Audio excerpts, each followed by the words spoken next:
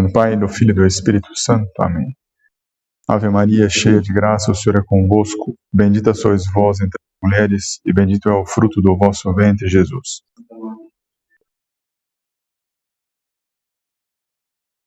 Maria, auxílio dos cristãos. Em nome do Pai, do Filho e do Espírito Santo. Amém. Boa noite a todos, salve Maria. Hoje vamos ver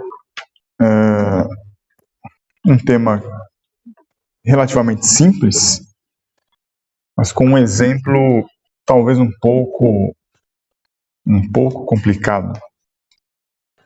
É a quinta via de São Tomás, que se prova de maneira filosófica, de maneira racional, a existência de Deus. Algo parecido eu já abordei numa aula sobre a tabela periódica, só que lá ficou bem extenso a questão da tabela periódica, né? Bom, e tinha que ser, porque a tabela é muito interessante, a concepção dela é muito interessante, então tinha que ser mostrado um histórico, e isso tomou um certo tempo lá naquela aula. Hoje vamos inverter, vamos dar um foco um pouco maior nos argumentos de São Tomás. Depois, no fim, temos um exemplo que ilustra dessa quinta prova. Eu também acho oportuno colocar esse assunto agora, porque estamos vendo uma supervalorização da ciência hoje em dia. Tudo hoje é a ciência, graças à ciência. Temos que ser científicos. A ciência dita isso, a ciência dita aquilo. Em detrimento, claro, da religião. Me parece que é um repique do cientificismo do século XIX, em que religião é posta como uma coisa de superstição, um misticismo que chega a ser barato, e o que deve ditar, então, as pessoas é a questão da ciência. Já vimos onde isso vai dar, né? Então, a história pode estar se repetindo também. Alguns anos atrás, um padre nos deu uma aula, eu assisti uma aula de um padre, que ele disse uma coisa bem interessante. Ele disse que o homem moderno, ele é pior do que um pagão. Porque um pagão, naquela época, ele sabia agradecer aos deuses, ele sabia pedir proteção aos deuses, mesmo que essa verdade fosse falsa, mas enfim, ele tinha essa postura, essa noção. O homem moderno não. O homem moderno é tão orgulhoso de si que ele não agradece nada, tampouco ele pede ajuda para a divindade, não é? Ele acredita nos próprios recursos mesmo, como se exatamente a ciência fosse redimir o homem, fosse salvar o homem. Bem, só para relembrá-los, São Tomás, então, ele sistematizou 5 vias, 5 argumentos. O primeiro, que é o mais completo e o mais bonito, assim, digamos assim. Mais completo por quê? Porque tivemos várias conclusões. Que é a prova do movimento. A segunda é a questão das causas, a causalidade eficiente. A terceira via é a prova da contingência, que mostra como nós somos contingentes e tem que haver uma divindade necessária. A quarta via é sobre os graus de perfeição, os graus de qualidades que existem nos seres. E por último, que como eu disse é a mais simples, a quinta via é sobre o governo do mundo. Basicamente, eu estou tirando aqui coisas do padre Leonel Franca, no seu livro O Problema de Deus. E ele mesmo coloca isso na quinta via, como sendo o argumento mais simples, mais popular.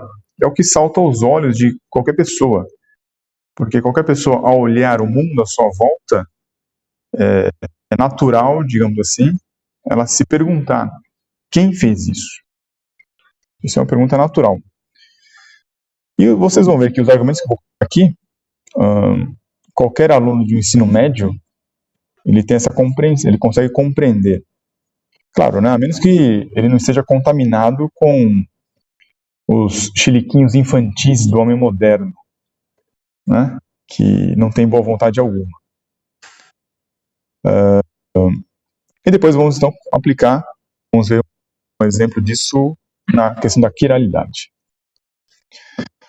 Bem, eu começo aqui, aliás, colocar que o Padre Leonel Franca mostra isso, que já Anaxágoras foi um filósofo grego, ele que foi o precursor de Sócrates, Platão e Aristóteles, que exatamente são os três grandes filósofos que nos forneceram os argumentos racionais para provar que a divindade existe.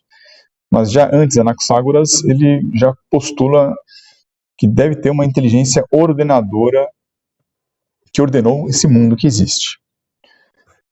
Vamos falar um exemplo aqui, então, para começar. Coloco aqui o exemplo de Moisés. Moisés é aquela obra-prima de Michelangelo. Ele fez uma escultura de Moisés em mármore. Fico pensando o que Michelangelo pensou na época em que ele foi esculpir Moisés. Ele poderia ter muito bem se perguntado: o que eu vou fazer? Para que eu vou fazer isso? Do que eu vou fazer isso? Que material que eu vou fazer? E como fazer? Bem, nós sabemos, né? O que fazer é a estátua. É isso que ele queria fazer. É uma estátua. E para quê? Qual o motivo dele? Para ornar o túmulo, se não me engano, do Papa Júlio II, se não me falha a memória. Do que ele fez? Ele escolheu mármore para fazer. E como que ele fez? Ele fez com a habilidade que ele tinha, que é esculpir. Esculpindo. Então isso é o que ele pensou, ele concebeu isso, então ele escolheu o material e o modo de fazer. Repare que nessas 4 perguntas básicas que qualquer pessoa pode fazer, em qualquer atividade humana, inclusive isso é de metodologias de projeto nas empresas, enfim. Repare que dessas 4 perguntas eu posso agrupá-las. 2 delas aí são aspectos que estão no objeto a ser feito. Do que se faz essa estátua de mármore? Como se faz? Esculpindo. Eu posso dizer que ela estaria no objeto, então. Ela se debruça sobre o objeto, então. As outras 2 perguntas, elas já estão no agente que faz. Quem decide o que fazer e qual é o motivo de se fazer, estão no agente que vai fazer isso aí. Então seria algo intrínseco ao agente, interno a ele, e algo externo a ele, que é propriamente do objeto. No agente, nós sabemos, que é, no caso aqui é Michelangelo, ele tem inteligência e vontade. É na inteligência dele que ele formou forma do objeto. Aqui eu estou colocando em termos técnicos filosóficos. Quem já viu aulas anteriores sabe do que eu estou falando. Ele já concebeu isso na sua inteligência e a vontade dele tinha a intenção de fazer. Repare que, então, o motivo principal dele não é propriamente fazer por fazer uma estátua, fazer por fazer o Moisés. A intenção dele era ornamentar ali o túmulo do Papa Júlio II. Em algumas propagandas que a gente vê, eu me lembro disso que foi comentado numa aula de faculdade. Muitas vezes se vende um carro, a pessoa não quer propriamente um carro, aqui é um estilo de vida. Então, comprando um carro, comprando algum artigo, ela não é só comprando propriamente um objeto, a intenção dela é o estilo de vida, algo fora, né? Então aqui seria algo parecido. Michelangelo queria fazer uma estátua, mas não por fazer a estátua. Era para ornamentar ali o túmulo do Papa. Agora, dentro desse mesmo exemplo aqui, que é a estátua de Moisés, alguém, então, de fora, ao ver essa obra-prima, poderia se perguntar: puxa, quem causou essa obra-prima? Quem fez essa obra-prima? Ou então, o que causou essa obra-prima? Só nessa pergunta já podem ser divididos 2 tipos de pessoas. Eu digo aqui agora o homem moderno. Tem pessoas que se rendem, digamos assim, têm boa vontade, se rendem ao argumento de São Tomás e pergunta quem fez. E como qualquer pessoa normal, desde criança, se pergunta, ao olhar uma coisa, se pergunta quem fez. O homem moderno, não. O homem moderno, ele não pergunta quem, ele fala o que causou. O que causou essa obra-prima? Isso a gente vê propriamente nas crianças quando ela, por uma imperícia, ela quebra um copo, ela não fala, eu quebrei o copo. Ela diz, o copo quebrou. Um pai ou uma mãe, quando vê um copo quebrado, pergunta, quem fez isso? A criança não fala. A criança vai falar assim, o que fez isso? É provavelmente o homem moderno. O homem moderno é infantil, ele não pergunta quem, ele pergunta o que. Voltando então para o Michelangelo aqui. Quem ou o que causou a obra-prima? Então, voltando aos pontos colocados no slide anterior, que eu mudei aqui, então, aquelas perguntas temos o conceito, o que, né? A intenção, o porquê, a matéria que é feito e a ação, como que foi feito, né? De novo, eu posso então agrupá-las aqui. A matéria e a ação sobre essa matéria estão no objeto. E o conceito e a intenção estão no agente. De maneira agora mais filosófica, que é exatamente esse o que os filósofos gregos fizeram, em particular Aristóteles, São Tomás resgata e refina, não se percebe, mas aqui estão exatamente a teoria das causas. Temos aqui na nossa frente 4 causas. Quando envolve o conceito, é chamada causa formal. A intenção é a causa final. A matéria é a causa material e a ação a causa eficiente. Então, quando se pergunta quem ou o que causou a obra, estamos aí, digamos, no gênero. Qual é a causa dessa obra? Essa causa ela pode ser dividida aí em 4 espécies. Gênero causa, espécies formal, causa final, causa material, causa eficiente. Como vocês estão vendo, então, a causa formal e a final, elas estariam no agente. A causa material, a causa eficiente, é no objeto. Então, quem fez isso foi Michelangelo. Ele é que concebeu essa obra primeiro na sua inteligência, porque tudo que a gente faz primeiro tem que ser pensado, tem que ser projetado, tem que ser organizado para depois se fazer. E veio também de uma intenção, de uma volição de Michelangelo. Após ter dado sobre o que fazer e por que fazer, aí sim, então, ele se debruça sobre a matéria externa, que é o mármore, e forma, então, o que ele havia planejado, que é Moisés. Como eu disse no slide anterior, então, a intenção é que move, na verdade. A intenção final é que move o ser. Por isso que podemos dizer que, embora, em termos de palavras, causa final, ela indicaria o fim de um processo, o fim de um termo, por esse aspecto, na verdade, a causa final é a causa primeira. Pela causa final é que todas as outras existem, todas as outras elas se conformam a essa causa final. Ela que dita, então, o que matéria e como. Ela, digamos assim, é a regente, né? Embora, no tempo, ela seja a finalidade, né? É o final. Agora, extrapolando isso, vimos aqui numa obra-prima feita por um homem, Moisés de Michelangelo. Agora podemos aqui extrapolar, e vamos extrapolar para o universo. E aqui entramos no quinto argumento, na quinta via. E é que o padre Leonel Franca coloca como o argumento da finalidade. Por que exatamente? O São Tomás fala o governo das coisas, mas é o governo para algo, né? Para algum fim. Então, ao olhar para o universo, nós aprendemos desde pequeno. Os professores ensinam, os cientistas estudam e os cientistas ensinam. A ciência nos ensina. O universo tem vários elementos, vários eventos que têm a sua nota de previsibilidade. Sabendo algumas leis da física, eu consigo prever algumas coisas. No universo, nós temos elementos de constância, ele é constante em algumas coisas. Isso concretizada, digamos assim, nas grandes constantes universais.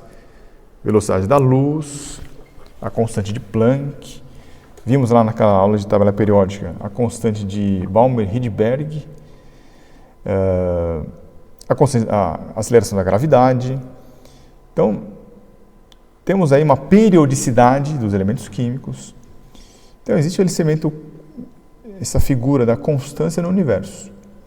E temos eventos comuns. Estrelas nascem, estrelas implodem,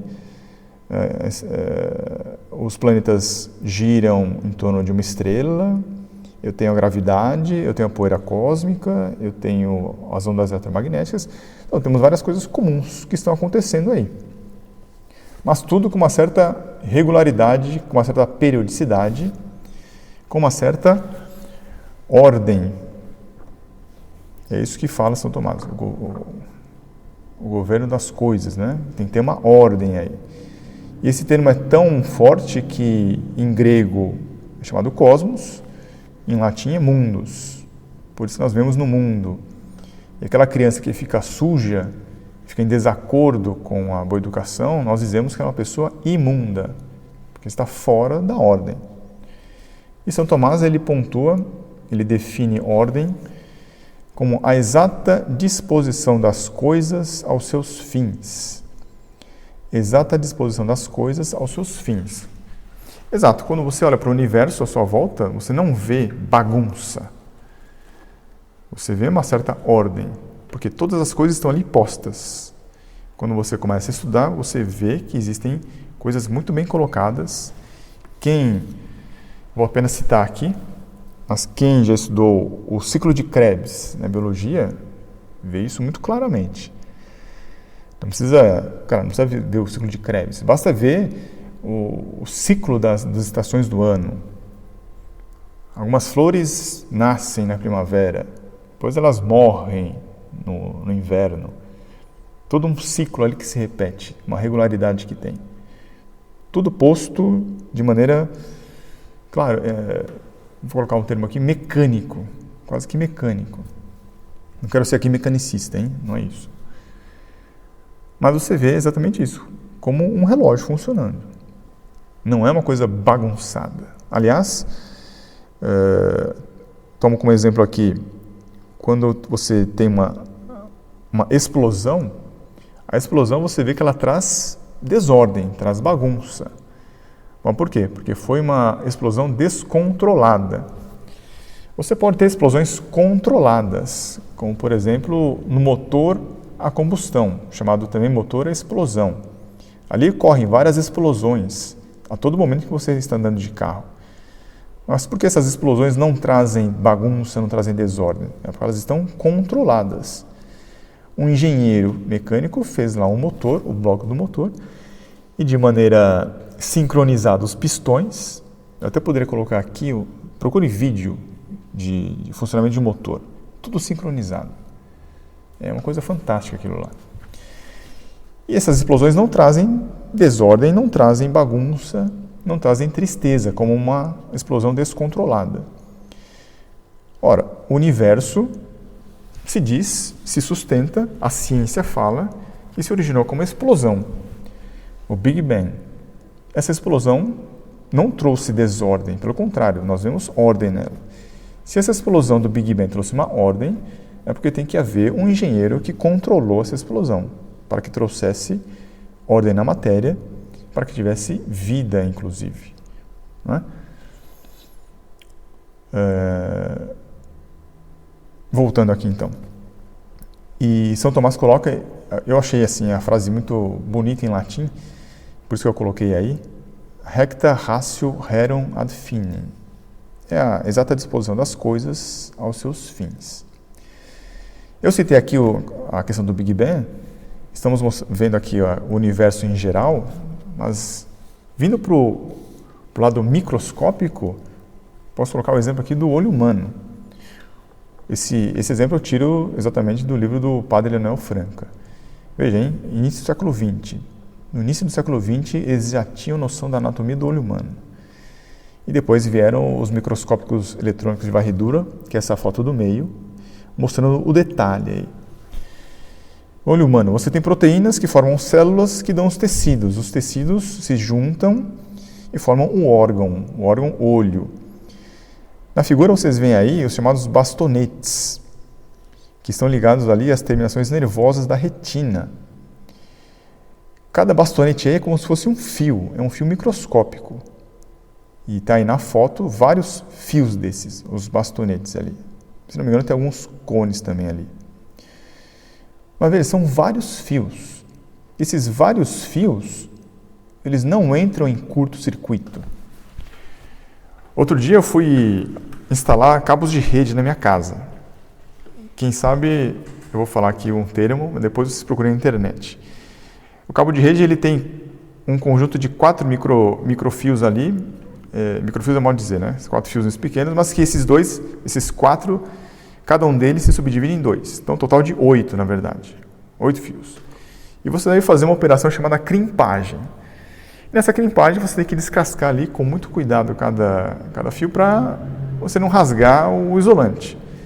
E você tem ali um instrumento chamado alicate crimpador, e quando você pressiona esses fios, ele corta exatamente naquele fiozinho para que ele tenha o contato no conector chamado EJ45. Fantástico isso, né? Eu estou dizendo isso só para mostrar o quê? Que se com esse 4 pares de fios, que dão um total de 8, você tem que tomar um extremo cuidado para que não dê curto entre esses fios, porque senão a sua transmissão na rede de internet fica comprometida. Imagine esses bilhões de bastonetes, que são fiozinhos, que estão no olho, eles não entram em curto-circuito para que você tenha uma perfeita imagem colocada no seu cérebro. Se para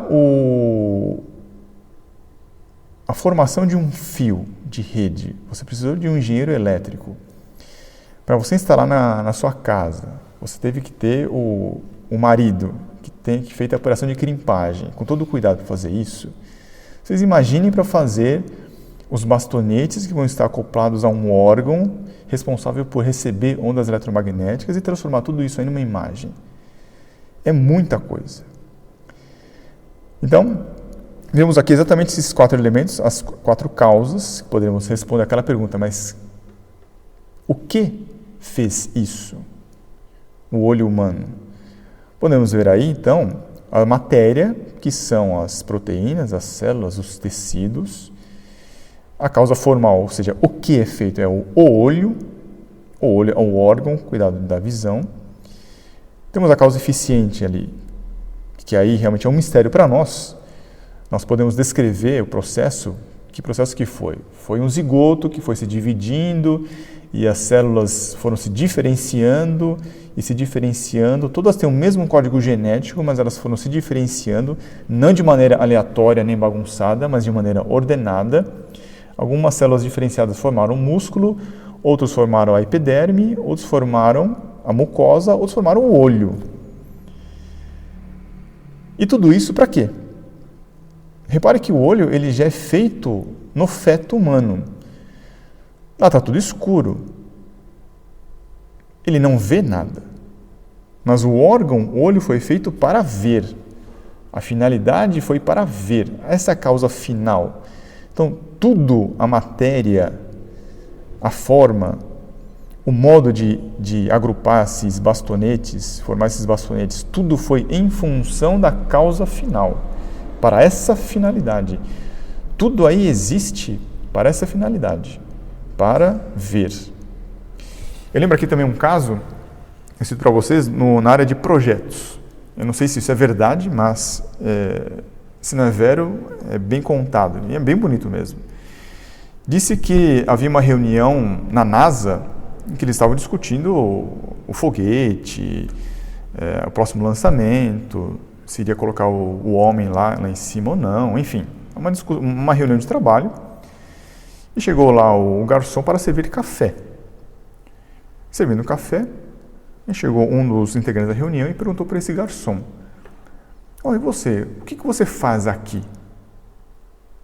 O garçom respondeu: eu coloco o homem na Lua. Por que exatamente isso? Qual a contribuição que ele estava dando ali para aquela reunião de trabalho da NASA? É para colocar o homem na Lua. Ele poderia responder assim: eu estou servindo café. Essa seria uma causa material. E eu sirvo de tal maneira, de maneira eficiente, será causa eficiente. Eu sirvo café, causa formal. Mas, na verdade, ele estava trabalhando ali para quê? Para que todos tivessem boas condições psicológicas, de conforto, com o café. Então ele respondeu muito bem respondido: eu coloco o homem na lua. Exatamente isso. Tudo aqui concorre para quê? Para uma finalidade, para ver. Isso é o olho humano. Por isso que São Tomás, ele é muito simples, né, na argumentação, e realmente, como vocês estão vendo, a argumentação é simples. Vendo a ordem do universo, vemos que cada elemento do universo também tem uma finalidade. Isso aqui na ordem da matéria bruta. Isso fica um pouco mais claro quando a gente estuda biologia, aquela famosa cadeia alimentar. A cadeia alimentar é a expressão muito clara disso. Cada ser vive para o outro ser. Os elementos minerais para a planta para os herbívoros para os animais carnívoros, os animais carnívoros para o homem. E o homem para Deus.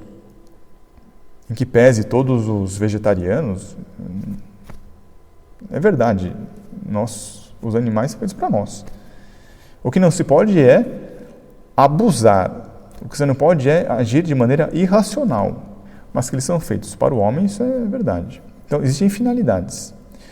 Ora, mas são animais irracionais, ora, são plantinhas, ora, são elementos, são matéria bruta, não pensam, não tem a volição, a deliberação. Mas se existem essas finalidades, cada um cumpre suas finalidades com regularidade, com periodicidade, seguindo as leis da física, as leis da química, as leis da biologia, essas finalidades não podem ter sido postas por eles próprios. Exatamente, foram postas por alguém de fora, alguém que é externo a ele. Daí a existência de um agente. Essa é a conclusão, digamos, natural. Vendo a ordem do universo, então, vemos que ela tem que ter uma inteligência, tem que ter uma ratio ali. Se cada elemento do universo ali tem uma finalidade, tem uma intenção, ela foi posta por alguém, é uma vontade externa aí também, é extrínseco aí. E vemos então que o agente que colocou isso aí tem que ser Deus. Daí a conclusão natural desse argumento de São Tomás, da quinta via. Quem impôs essas finalidades? Quem direcionou? Quem governa essas coisas? Quem fez de maneira tão inteligente que o homem pode extrair leis da física, da química, da biologia? Crimpar um cabo é muito simples. Formar um olho é muito mais complexo. Formar um universo inteiro que tenha átomos, que não tem intenção, que não tem inteligência, para formar moléculas, para formar proteínas, para formar tecidos, para formar órgãos, isso sim é muito mais complexo. Tem gente que passa a vida inteira estudando aí, fazendo pós-doutorado, inclusive, mas não responde essa pergunta. E é claro que não vai responder essa pergunta, porque é muito complexo. Então, tudo leva a crer que tem que haver um agente que tem inteligência, que tem que ter vontade. E esse agente é Deus Nosso Senhor, porque o universo é uma obra-prima, tem que ter sido feito por alguém.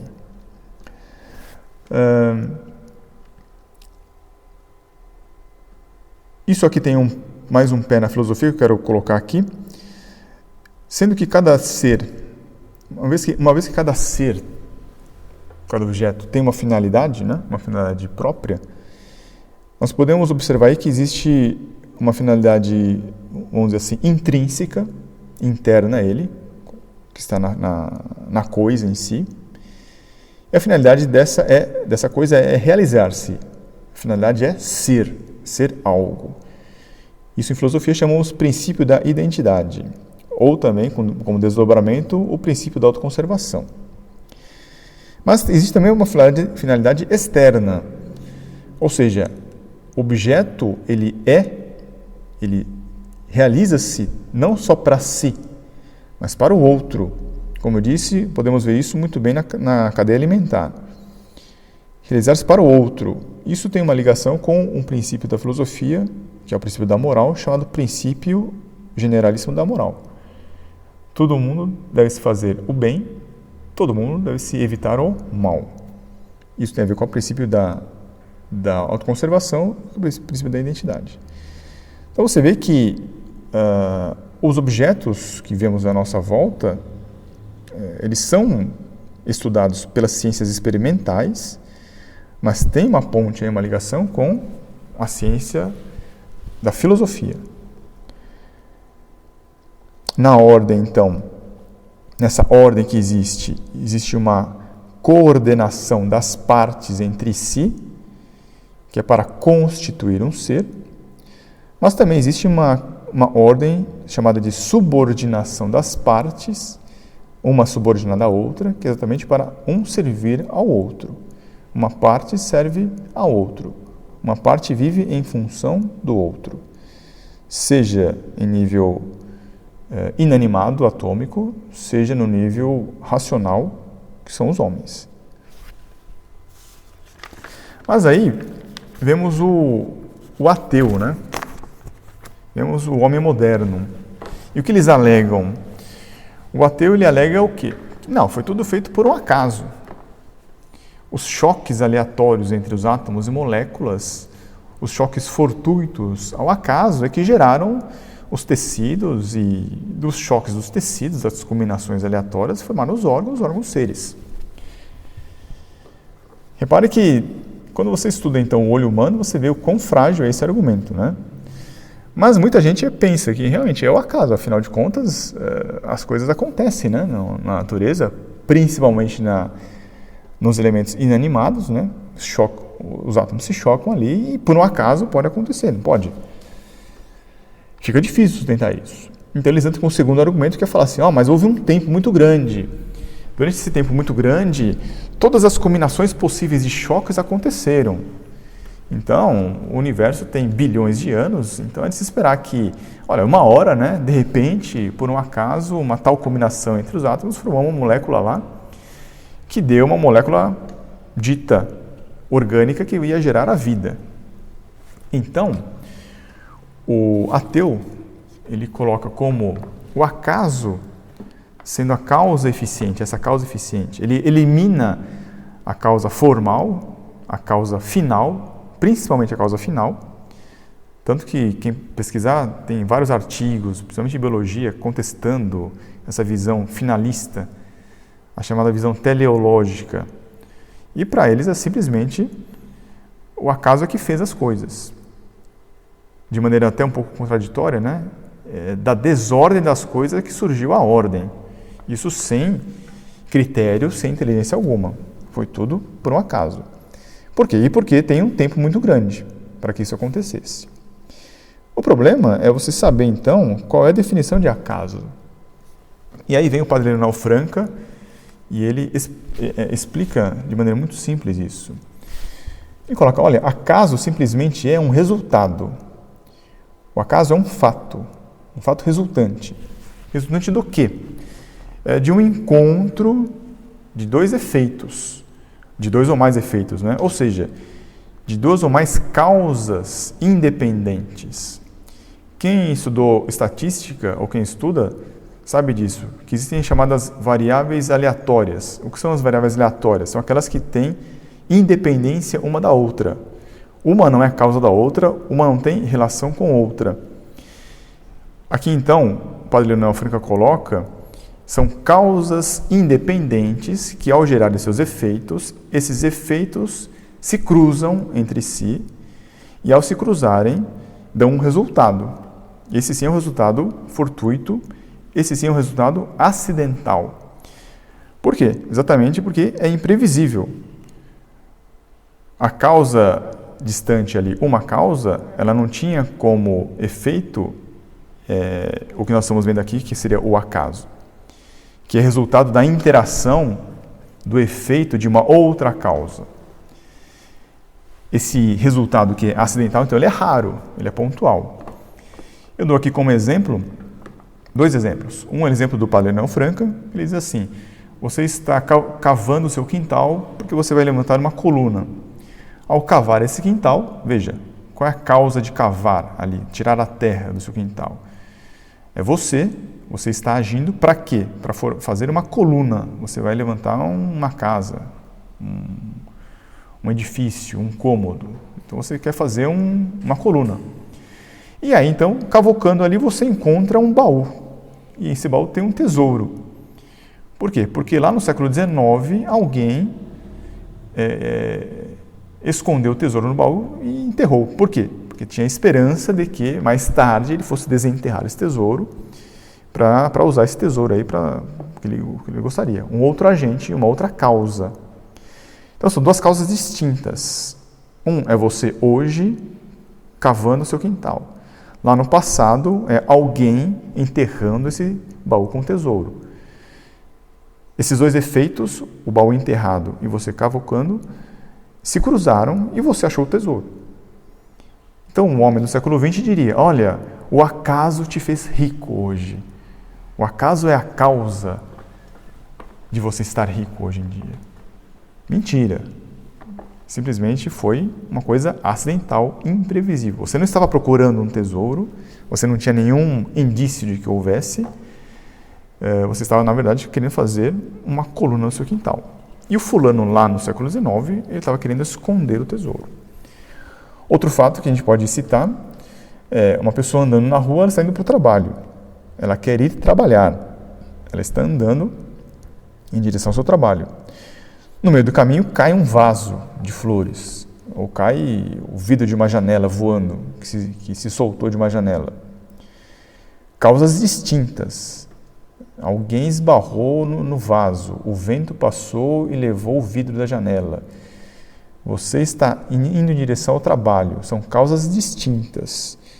O efeito de cair, o efeito de você andar, se encontraram e você morreu. O vidro da janela bateu na sua cabeça, ou o vaso caiu e você morreu. Não foi o acaso que te fez morrer. Foi o golpe do vidro, o golpe do vaso. Isso me lembra até, veja como o século XX é estúpido, né? Porque existe até uma música que ele coloca isso. Ele coloca assim, o acaso vai me proteger. Ele coloca que eventos aleatórios vão protegê-lo, seja da saúde, quer dizer, não é mais Deus, Nosso Senhor, que protege. Não é mais Nossa Senhora que protege. Não é o anjo da guarda que protege.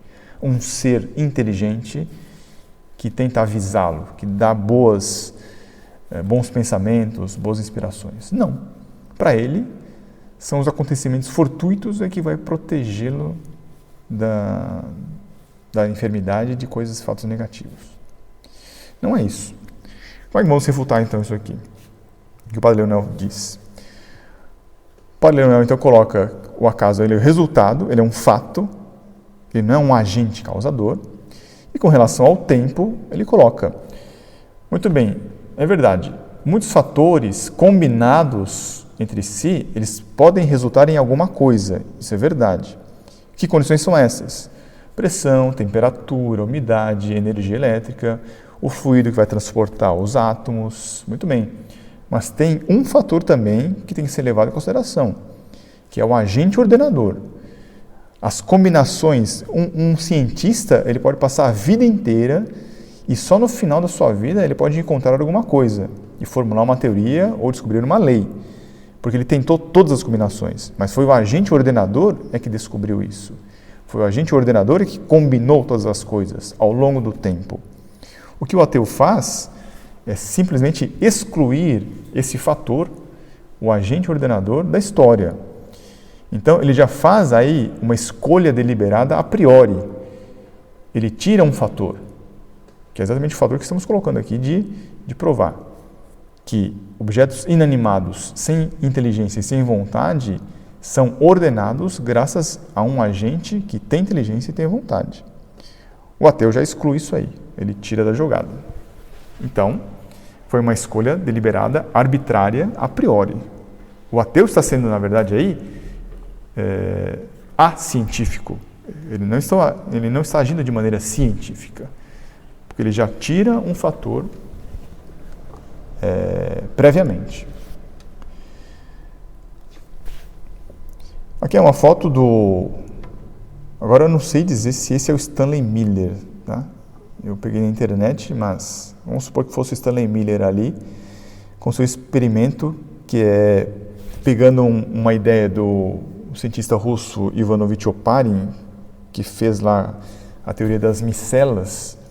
As micelas iam formar, então, as primeiras membranas plasmáticas, que iria ter uma protocélula e blá, blá, blá. Então, o Stanley Miller ele fez todo um aparato tentando simular a atmosfera primordial, em que houvesse lá gás metano, vapor d'água, com uma certa temperatura e com descargas elétricas, que tudo isso combinado ia dar a formação de uma protoproteína ali, ou um traço de uma proteína, ou um aminoácido primordial, digamos assim. Muito bem, ele fez todo esse aparato aí, e aí ele conseguiu, ou experiências posteriores conseguiram. Aí a ciência moderna gritou e soltou bombas, né? Conseguimos fazer um primeiro traço de aminoácido. Muito bem. Só que aí a gente devia falar assim, então tira o Miller da jogada, né? E deixa isso aí fazer tudo sozinho.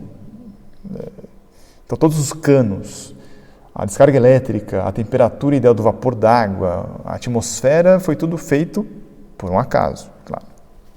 Repare então que eles conseguiram fazer, por quê? Porque tinha um cientista fazendo isso aí.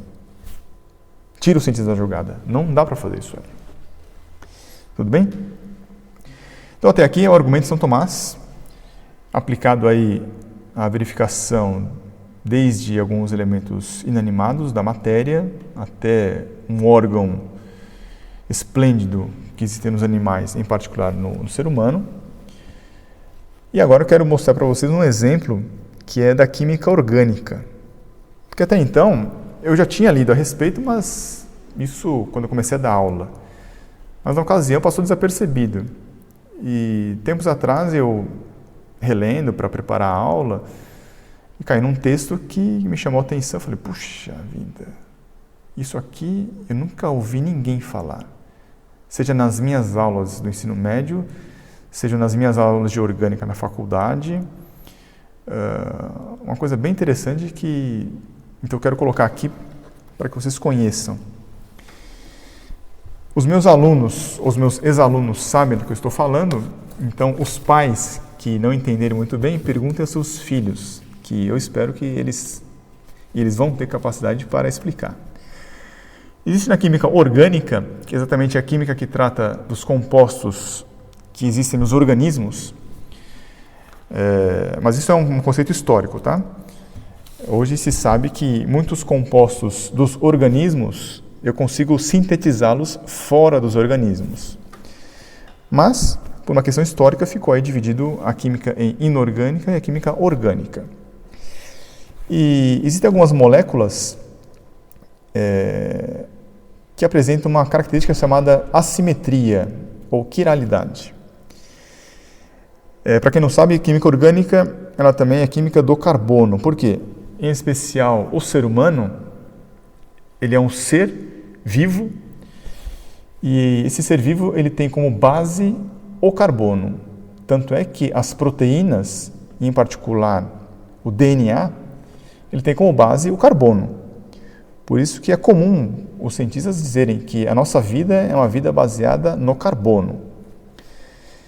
E o carbono tem uma característica interessante, que ele faz 4 ligações, e quando eu tiver um átomo de carbono, ou uma molécula, né, mas que tem aí 4 grupos ligantes ao carbono diferentes entre si, todos eles diferentes, eu tenho aí como efeito a assimetria, ou quiralidade. Em que consiste isso, esse fenômeno? Vocês estão vendo aí na tela 2 moléculas que aparentemente são iguais. Tem o carbono, ele está ligado ao cloro, bromo, flúor e hidrogênio. A molécula da direita como da esquerda. Então, os constituintes são os mesmos. A forma molecular é a mesma. A geometria dela é a mesma. Mas são diferentes. Em que consiste essa diferença? Então, eu peço para vocês que em casa vejam as mãos de vocês e vocês verão a mão direita e a mão esquerda. A mão direita e a mão esquerda, aparentemente, elas são iguais, mas, na verdade, uma é imagem especular da outra. Coloque uma mão de frente para a outra, as palmas uma de frente para a outra, é como se tivesse um espelho. Uma é uma imagem especular da outra. Se vocês tentarem empilhar a mão uma em cima da outra, vocês vão ver que o dedão, o indicador, o anular, eles não coincidem. No máximo ali o anular coincide. Se você tentar coincidir o anular com o anular, vai ficar tudo desconfigurado também. Então essa molécula ali, que eu estou mostrando na tela, tem essa característica. Eu não consigo empilhar. O carbono pode ficar com carbono, o cloro pode ficar com cloro, mas o bromo vai ficar desalinhado com o hidrogênio da outra molécula e o hidrogênio de uma molécula fica desalinhado com o bromo da outra molécula. Eu não consigo empilhar esses dois compostos aí, que têm a mesma forma molecular, que têm a mesma temperatura de ebulição, a mesma densidade, a mesma solubilidade, várias características físico-químicas são iguais. A única diferença aí é uma disposição no espaço de alguns constituintes ali. Isso ocorre nos compostos orgânicos que têm um átomo de carbono ligado a 4 grupos ligantes distintos, diferentes. E aí se entende por que são chamadas de moléculas quirais, ou o carbono é quiral. Porque isso vem da mão, essa ideia, né, de assimetria vem da mão, e quiros, que é do grego, significa mão. Daí se dizer que a molécula é quiral. Eu espero que até agora eu não tenha falado grego com vocês. Mas é essa a característica. Tá, muito bem, mas e daí? O que isso tem a ver? Primeiro, são compostos orgânicos, então existem no ser humano, já que a vida do ser humano é uma vida baseada no carbono. Puxa, mas só tem essa diferença então? É uma simples disposição espacial? Não, existe aí uma característica, um ponto que difere uma molécula da outra. Todos sabem que a luz, se vocês não sabem, quem tem filho, pergunte a seus filhos que tiveram essa aula. A luz é uma onda eletromagnética. E eu coloquei aí no quadro uma representação. Essa onda, ela se propaga ao longo do espaço de acordo com vários planos de vibração. Então, eu representei aí 2 planos apenas. Tem o plano vermelho, a onda se propaga nesse plano, que seria o plano Y, né, na vertical, mas ela se propaga também na horizontal, no plano X, aí, em azul. Mas tem todos os planos, hein? Em 360 graus, a luz se propaga. Eu só destaquei 2 aí, por motivos didáticos, para vocês entenderem. Os cientistas conseguiram fazer um aparelho chamado polarizador.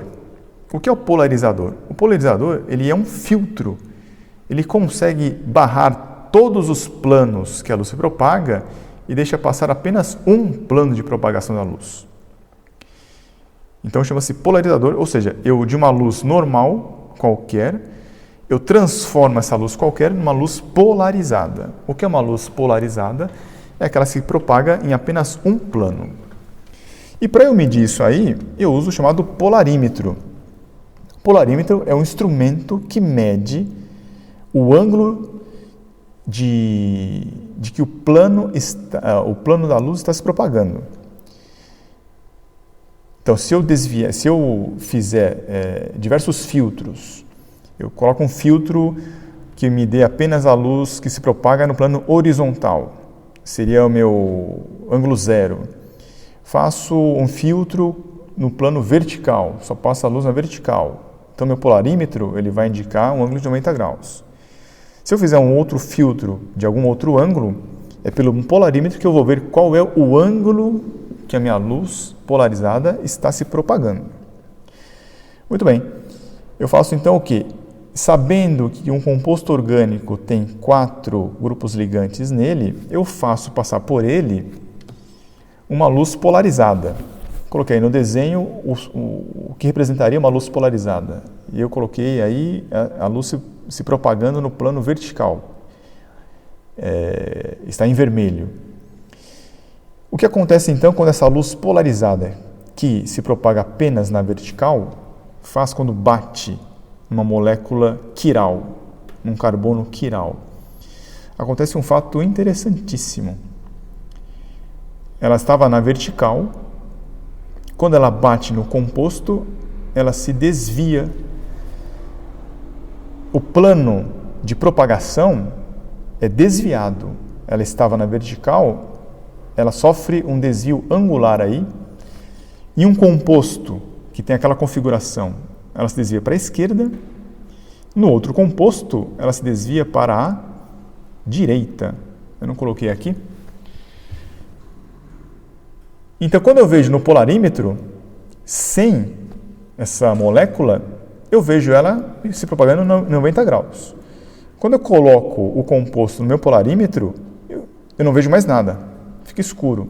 Eu preciso girar o meu polarímetro para que ele consiga pegar a luz que foi desviada do plano. Se eu desvio o polarímetro, eu giro o meu polarímetro para a esquerda e eu vejo a luz, aí eu vejo quantos graus ela foi desviada.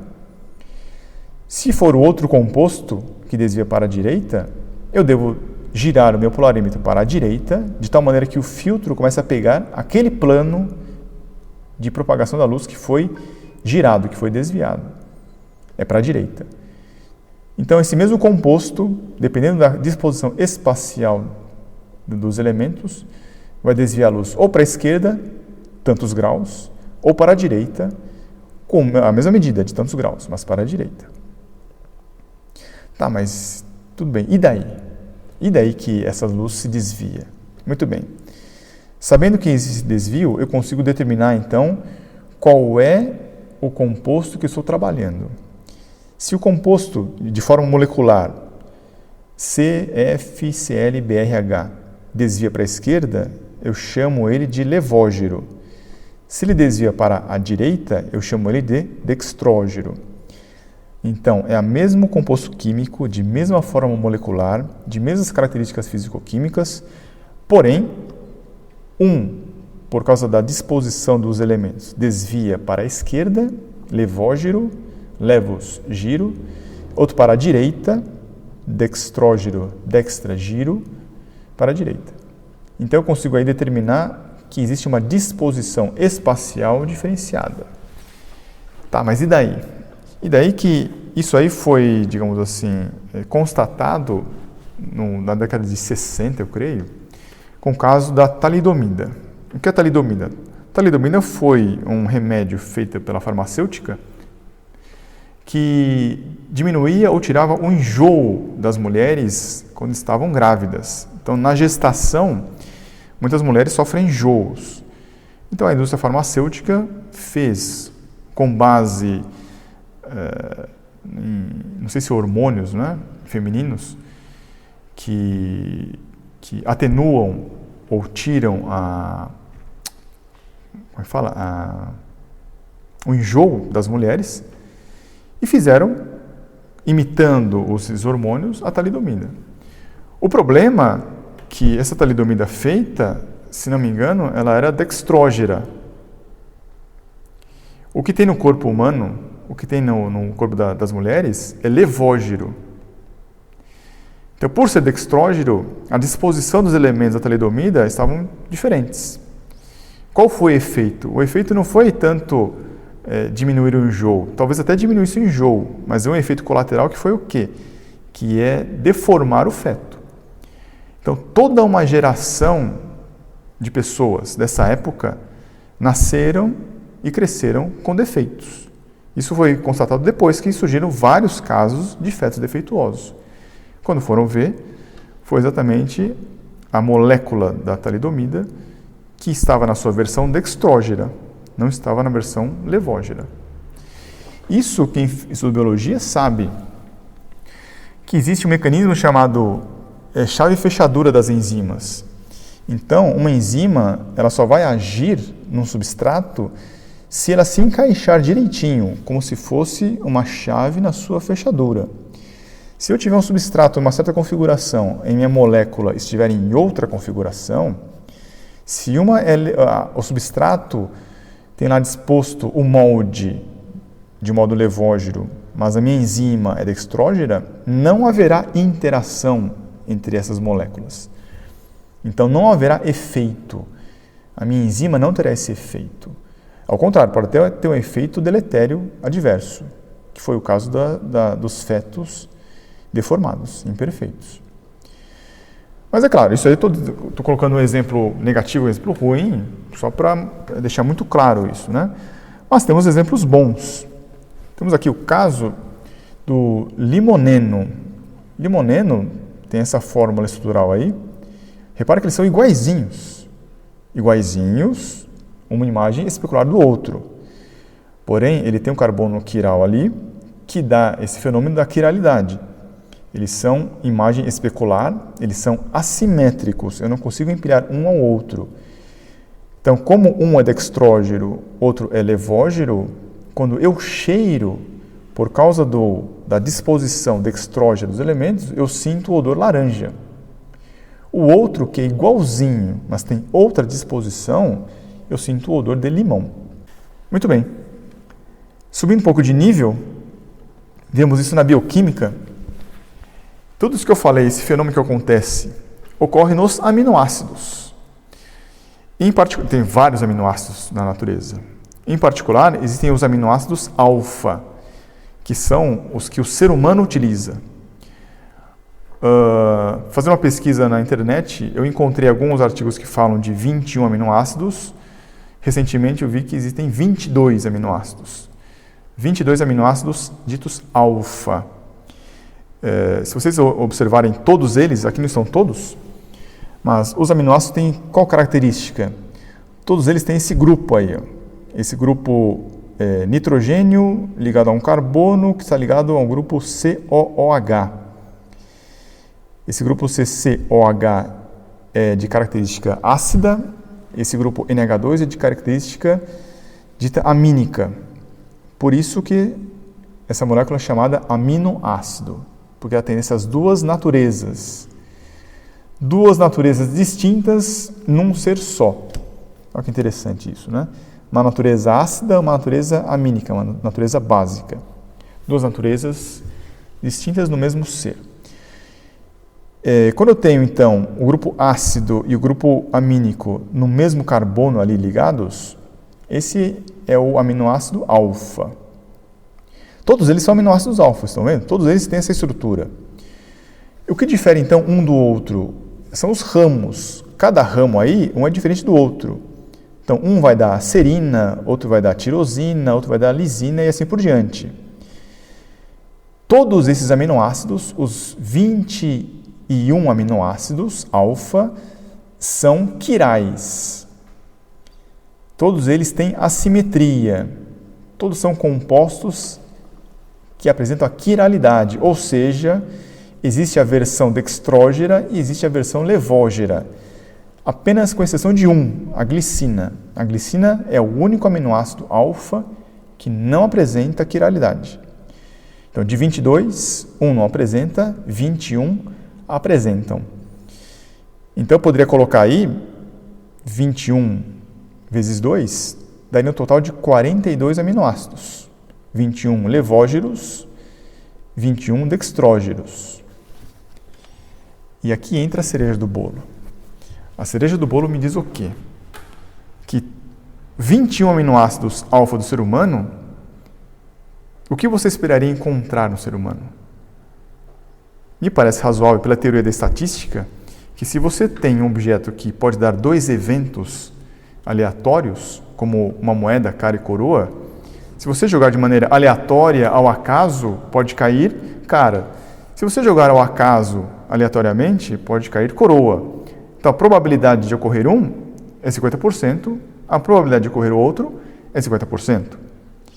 Então, o que você esperaria encontrar nos aminoácidos que formam o ser humano, desde Adão até hoje?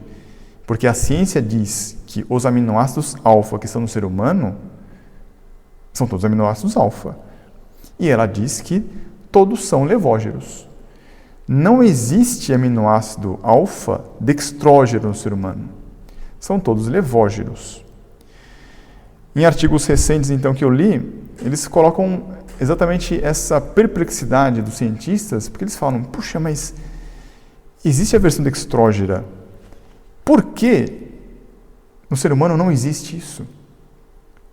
Eles falam, o que causou essa seleção de vir apenas os levógeros para o ser humano?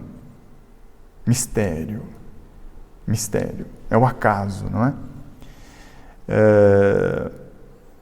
E mais, né? Supondo que, como é que foi formado esse aminoácido?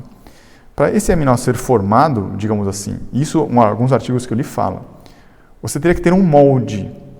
Esse molde teria que dispor os elementos que vão se ligar ao carbono de maneira, digamos assim, de produção em série, produção seriada.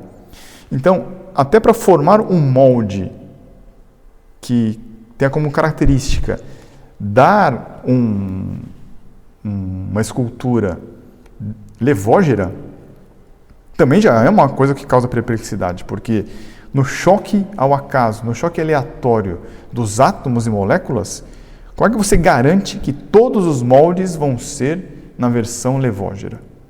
Mistério. Os cientistas ficam perplexos. E aí ficam buscando, né, nas causas eficientes. Porque termodinamicamente a energia é mais favorável à formação dos levógeros, blá, blá, blá, blá, blá, blá, blá, blá, blá. Porque as condições, em certa ocasião do tempo, foi termodinamicamente favorável à formação disso aqui, blá, blá, blá, blá, blá, blá, blá, blá. Aqui me parece muito claro que existe aí uma intenção, uma finalidade. Por quê? Porque assim como a talidomida, na versão tal, causou defeitos humanos, em fetos humanos, você utilizar aminoácidos dextrógenos, seja numa pequena porcentagem, ou seja na totalidade, não vai dar um ser humano, vai dar alguma outra coisa. Tanto que, para não dizer que não existe, eu até encontrei um artigo que o fulano diz, olha, mas recentemente foi encontrado em alguns aminoácidos dextrógenos em 0,8%, mas viu-se que na presença desses aminoácidos, em menos de 1%, ou seja, né, na concentração de menos de 1%, atribui-se a causa de esquizofrenia, de doenças degenerativas no ser humano. Significa o quê? Que se não for levógero, a versão dextrógena vai trazer alguma coisa de negativo.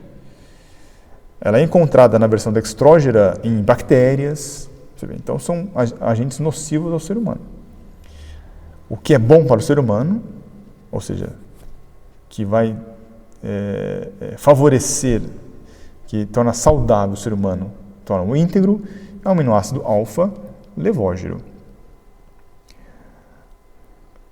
Coloco aqui então, repare, um aminoácido, para se formar levógero, já é uma coisa que deve ser custosa, mas ele vai se combinar com outro, e ao se combinar com outro, o OH de um vai se combinar com o H do outro, e vai sair uma molécula de água. Então eles vão se encadeando de maneira aleatória, ao acaso, como eles dizem, saindo água, mas tudo levógero. E esse encadeamento de aminoácidos vai formar exatamente as proteínas. Os aminoácidos são os tijolos básicos das proteínas, como se fosse colocar um clipe atrás do outro, forma uma corrente, uma cadeia. Tudo levógero. E se existem choques aleatórios que formam moléculas, e os choques aleatórios que destroem moléculas, como é que fica? Como é que essas moléculas que se formaram, elas também podem ser destruídas pelos choques, pela mudança de temperatura, de pressão? Não dá. Se você tem um mínimo de razoabilidade, não dá para você admitir que isso tudo foi feito ao acaso. Que não foi que quem fez isso. É igual dizer, então, que o copo quebrou ali. O copo quebrou porque é ao acaso. Ninguém fez isso. Não, alguém fez isso. A pergunta correta é, então, quem fez isso? Você pode não saber como. Você pode não saber qual a causa eficiente. Mas você é obrigado, por uma questão de razoabilidade, uma questão de boa vontade, uma questão de coerência e de honestidade, é dizer, não, quem fez isso foi Deus ao Senhor. Ele fez isso. Nada impede com isso de um cientista buscar as causas eficientes disso. Como o Ivanovich Oparin postulou com as micelas, como o Stanley Miller fez todo um aparato gigantesco ali no laboratório para tentar formar. Então foi feito assim, muito bem. Mas você não pode tirar a priori um agente inteligente e que tem vontade de ter organizado tudo isso. A boa ciência diz, se existe uma coisa organizada, é porque foi uma inteligência organizadora que fez. Ok? Então, a intenção foi essa, de deixar mais um exemplo aqui, que é da ciência, a ciência experimental, de objetos inanimados, que são os átomos e moléculas, que formam coisas que estão no ser humano, que deixam o cientista perplexo. Por quê? Porque onde era de se esperar 50% de um dextrógeno, 50% de outro levógeno, só se encontra aminoácidos alfa-levógenos no ser humano. Bem, pessoal, era isso. Eu espero que a matéria inanimada tenha contribuído aí para a maior glória de Nosso Senhor, porque isso aqui é uma coisa estupenda. Não tem como fugir de uma explicação que não tenha Deus na história. É isso aí. Obrigado a todos. Salve Maria. Vamos sentar? Em nome do Pai, do Filho e do Espírito Santo. Amém. Ave Maria, cheia de graça, o Senhor é convosco. Bendita sois vós entre as mulheres, e bendito é o fruto do vosso ventre, Jesus. Santa Maria, Mãe de Deus, rogai por nós, pecadores, agora e na hora de nossa morte. Maria, auxílio dos cristãos. São Bento e São Mauro.